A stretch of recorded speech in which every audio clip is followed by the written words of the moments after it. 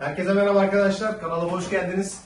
Lüks yaşam alanları sunduğumuz serimizden devam ediyoruz. Çok güzel bir ev gezeceğiz. Arkanıza yaslanın. Turumuz başlasın. Even when you feel low, you can still go. Even when you feel slow, you can still go. Even when there's no hope, you can still go. I never answer to no, man, I still go. Go, go, go, go, go, go, go, go, go, go, go, go, yo, go, go, go. Hustle hard, hustle every single day. I'll be making moves till I'm buried in my grave.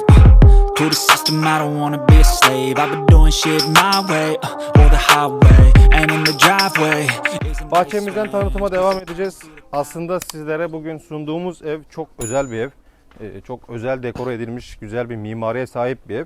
Daha doğrusu süslü cümleler kurmak yerine spesifikle diyebiliriz aslında. Neden öyle? Hazır bahçedeyken ilk gözüme çarpan detayla sizi hemen bilgilendirmeye başlayayım. Bu kısımda gördüğünüz ağaçlar arkadaşlar tıkaz ağacı. Yani bu ağaçların tanesi 40-50 bin lira ve bu bahçenin tamamında tam 12 adet bu ağaçlardan bulunuyor.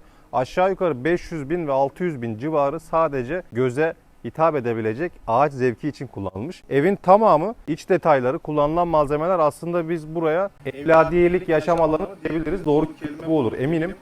Çünkü içeride göreceğiniz bütün malzemeler sizi en aşağı 15-20 yıl hatta 30-40 yıl götürebilecek ağaçlar. O kalitede mimariler tercih edilmiş. Bu yüzden şiddetle tavsiye edebileceğimiz çok güzel bir ev. Bahçe alanındayız. Ağaçlardan bahsettiğim 2 adet palmiye ağacı bulunuyor. Bulunduğumuz zeminin tamamı ise çimlerden ibaret. Buradan sadece bir halat palmiyeye destek amaçlı tutturulmuş.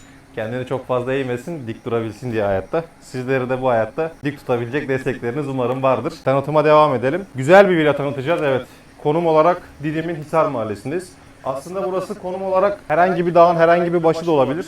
Eminim çünkü kimseyi görmüyorsunuz burada. Ön tarafınız tamamen hazine arazisi, sağ tarafınız tarla. Sol tarafınız yine öyle. Arkada sadece bir iki tane ev var.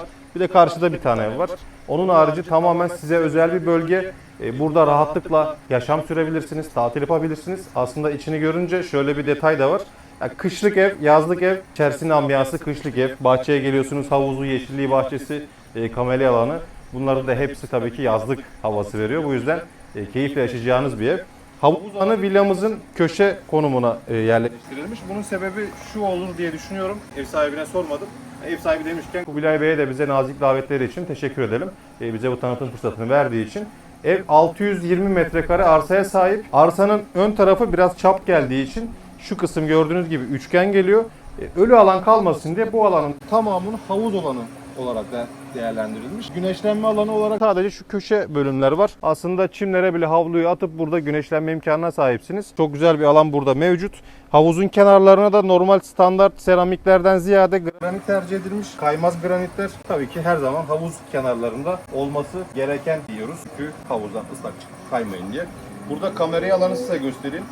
Buradaki burada kullanılan ahşaptan başlayabiliriz. Çünkü ahşap işçiliği ve kullanılan ağaçlar diye özellikle üzerine bastık. Buradaki arkadaşlar Sibirya çamı. Yani bugün eminim TL olarak bahsedersek bunu burada alıyorum deseniz 10.000 dolar yani sadece 400 bin lira. 400 bin de geçmiştir birazcık. Bu ağaç için, kamerayı alan için harcamanız gerekecek. Fayanslar 60-60 fayanslar burada yerini almış. Zemin için köşede barbekü alanı var. Önünüz tamamen arkadaşlar deniz manzarası komple kesilecek gibi de değil. Çok da güzel gün batımı var. Özellikle bu saatleri tercih ettik. Saat şu anda 7.30 güneşte batmak üzere.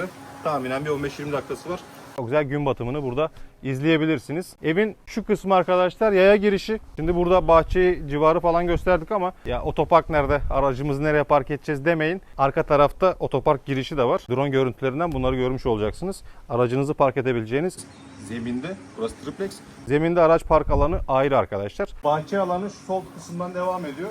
Ana girişimiz şurası. Çok şirin bir ana girişi var. İçerisi girince tekrar hatırlatırız tabi ama güzel böyle kış bahçesi olarak da dizayn edilmiş. Bahçe alanımız şu kısımdan devam ediyor. Burada yalnız zeminlerde böyle çakıl taşları var. Çim yerine çakıl taşı olarak düşünülmüş. Fazla da hani bakım için enerji harcamamak tahminimce amaç o olmuştu. Çünkü çimin, ağacın bakımı birazcık zor. Güvenlik kamera sistemlerimiz var. Evin her tarafında güvenliğinizi burada sağlayabiliyorsunuz. Giriş yapalım. Çok güzel bir ev. Vakit kaybetmeyelim. Güzel bir bahçe gördük. Güzel bir havuz alanı gördük. Daha fazla ağaç gördük. İçeride artık ağaçların kütük alanlarını göreceğiz. Tanıtıma devam edelim. Evet arkadaşlar bu kısım aslında bir antre gibi düşünebilirsiniz.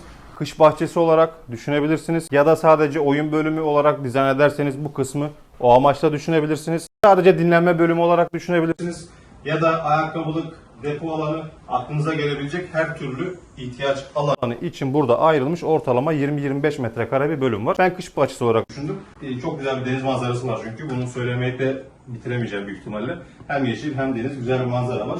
Bu bölümü kışın da kullanabilin diye evin en azından teras bölümü olarak düşünebilirsiniz. Çelik kapı, şu kısımda hemen giriş yapacağız. İçeride görüşürüz. Çelik kapıdan içeri girişinizi yaptığınızda karşınıza direkt merdiven alanı geliyor. Aslında sadece antre olarak kullanılan bir bölüm yok burada ama ondan çok daha fazla geniş bir alan var. Şöyle gösterebilirim. Şu kısımdan itibaren salon başlıyor arkadaşlar. Oradan arkasında şu ara bölüm sadece hani bir küçük ayakkabılık, burada bir küçük oturma düzeni, karşıda yine öyle sehpası. Biz de eşyalarımızı oraya bıraktık. Ondan sonra da mutfak alanı başlıyor. Mutfakta şuradan itibaren gösterebiliriz. Fırın boyu oldukça güzel, gayet kullanışlı bir fırın var. Mutfak kapakları şuradan başlayabiliriz. Basmalı, böyle açmalı, kiler olarak kullanabileceğiniz bölümler. Bu mutfak dolaplarının arkadaşlar tamamı meşe kaplama arkadaşlar. Altını çizelim. Sunta, MDF tarzı değil, meşe kaplama. Ki iyi bilenler varsa, bilmeyenler için biz bu bilgilendirme yapalım. Meşe ağacının ortalama 40-50 yıl sadece mobilyada kullanılan minimum ömrü var. O yüzden bu ladiyelik diyebiliyoruz. Keza şu mutfakta bulunan kayın ağacı ya da birazdan salonda göstereceğimiz yine ağaçlar yine aynı şekilde mutfak kapaklarını söyledik. Mobilyalar yatak odasında vesaire salonda kullanılan yine aynı şekilde evladiyelik ağaçlar tercih edilmiş. Çok geniş bir mutfak bölümü var. Şirin bir aydınlatması var. Mutfak tezgahı üst kısmı hemen böyle boydan boya cam alanı. Hem güneş kırıcı cam kullanılmış hem de tamamı böyle arkadaşlar deniz manzarası. Tezgah oldukça büyük. Yani adımlasak bile herhalde üzerinde yürüyebileceğiniz boyutta güzel tezgah alanı var. Şu kısım ocağın olduğu yer. Yine bu tarafa böyle bir aydınlatma koymuşlar ki en azından ocaktan çıkan dumanlar vesaire olursa buradan yolunu alsın. Şu kısım belki bir kahve köşesi olabilir. Arka kısmında da yine tezgah bu şekilde devam ediyor. Orası da yine kahve köşesi olabilir. Benim en çok özellikle kim esnasında gezdiğim villalarla kıyas yapabilirsem bu villayı şu an birinci sıraya koyuyorum. Diğer villa sahipleri bana darılmasın. Çünkü hiçbirinde mutfaktakiler görmedim. Bu benim için bir ilk. Yani en azından bu bölgede ilk. Daha önümüzde göreceğimiz çok fazla konut var, çok fazla şehir var. En azından burada gördüğümüz, gezdiğimiz, tanıttığımız villalarda bu benim için bir ilk, altını çiziyorum. Çok bir metrekare değil arkadaşlar. Çünkü burada tahminen 4 metrekare alan var. Ama burayı mutfağın içine yerleştirip, bu düşünce çünkü çok ince bir düşünce. 4 metrekare bir kiler koyuyorsunuz. Çok böyle metrekareden kesmiyor ama mutfağın içinde lake kaplama bir kapı var. Açıyorsun. Şu kapıların kasaları dahi meşe arkadaşlar. Onlar bile size uzun ömür yetecektir. Güzel bir kiler alanı var. Kubilay Bey burayı alkol şişeleriyle doldurmuş. Kendi ihtiyaçları en azından kiler olarak gördüğünde onları yerleştirmiş oraya. Bir tane cam da şurada var. Burada hemen 2 dakika onu da gösterelim. Mutfağın içinde en azından ne kadar ferah olduğunu algılayabilin diye. Şurada bir cam alanı da var. Kahve köşesi bu şekilde tezgah devam ediyor. Dolap alanı fazlaca yer alıyor burada. Ahşaplar kendini her yerde gösteriyor. Bu kısımda da ışığını açalım. Böyle ıvır zıvır eşya koyabileceğiniz bir küçük 4 metrekare alan daha var. Raflarıyla beraber. Ufak tefek eşyalarınız varsa, tamirat, tadilat merakınız varsa onlar için kullanabilirsiniz. Ya da ev içinde gözünüze çarpak ufak eşyalarınız bulunuyorsa raflara dizebilirsiniz. Ya da kiler eğer yeter gelmezse size oraya da yine aynı şekilde kullanabilirsiniz. Salon alanının içerisindeyiz. Arkadaşlar salonun burada 65 metrekare net olarak bir salon alanı var. Buna rağmen taban oturumu 110 küsür olması lazım. 110-112 metrekare taban oturumu var burada. Tek katlı bile olsa olurmuş aslında. Güzel bir salon alanı. Köşede çalışma bölümü diyebiliriz. Güzel bir ağaçtan yine sehpası bulunuyor. Oturma düzeni. Zeminde parke kullanılan arkadaşlar Kronospan diye bir parke. Bunlar yine altını çiziyorum. 3 oldu. 4 de olabilir. Evladiyelik olan malzemelerden. Yani şu parke burada 4 yıl oldu burası yapılalı. Tahminim bir 14 yılda sizi sorunsuz götürür. Şu kısımda hemen şöminemiz var.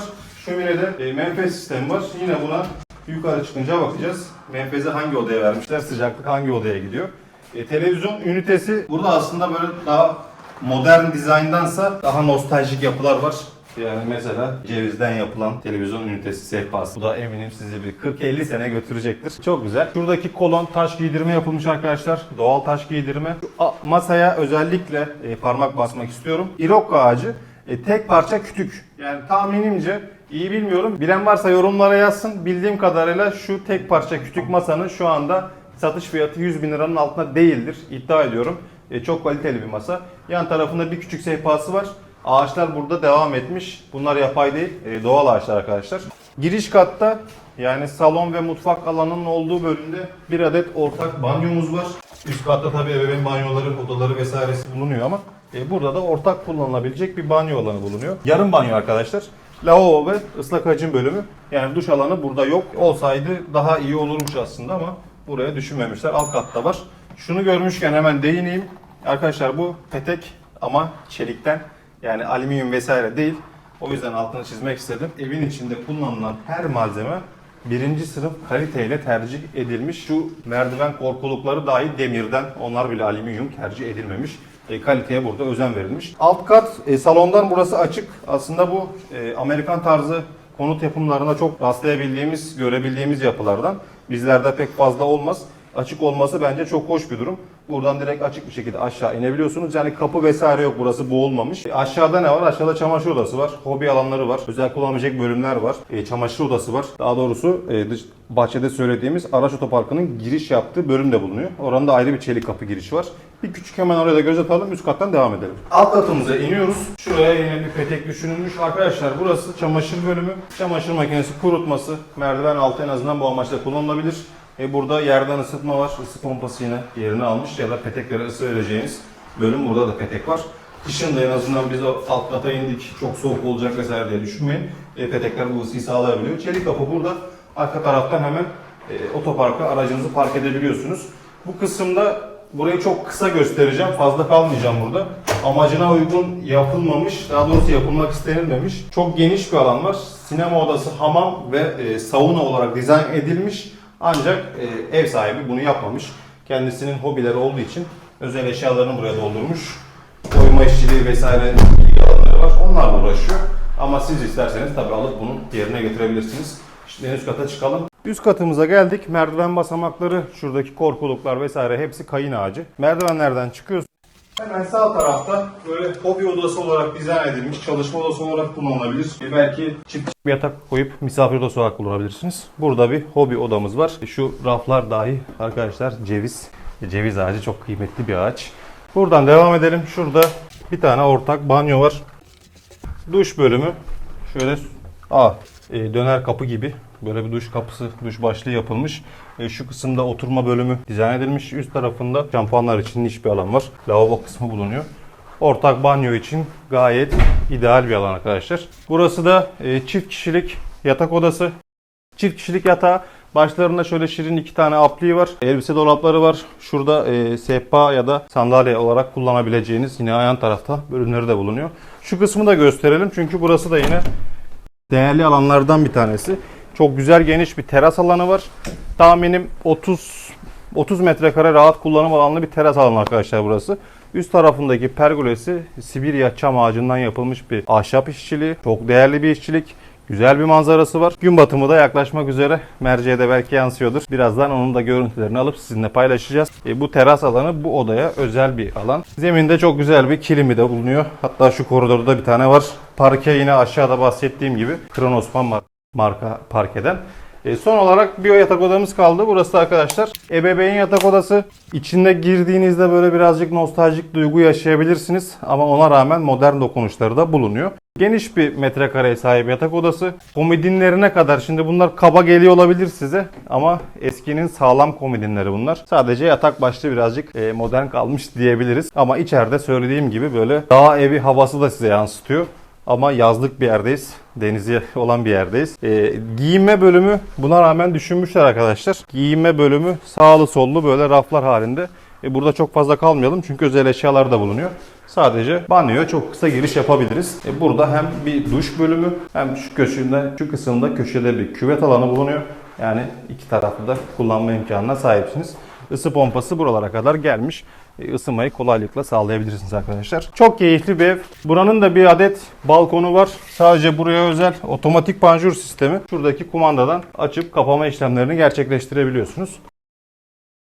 ağır bir kapı arkadaşlar. Yani ev eşyalarında özellikle psikolojik de olsa şunu söyleyebilirim. Bir eşya ağırsa kalitelidir. Gözüme çarpmışken çok kısa şöyle bir kamerayı çevirebilirsek şunu göstermek istiyorum. Çünkü aşağıda söyledim, yarım kalmasın.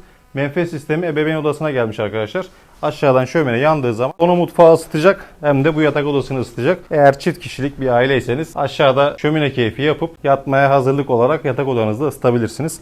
Geniş, kendine özel bir balkonu var arkadaşlar. Kullanım açısından bence keyifli olabilir. Terası da var, büyük. Aşağıda bahçe alanı da var, o da büyük. Evin her yeri çok güzel dekor edilmiş. 40 milyon lira fiyatı var.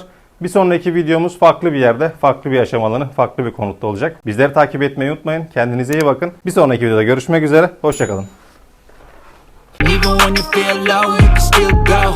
Even when you feel slow, you can still go. Even when there's no hope, you can still go. I never answer to no, man, I still go.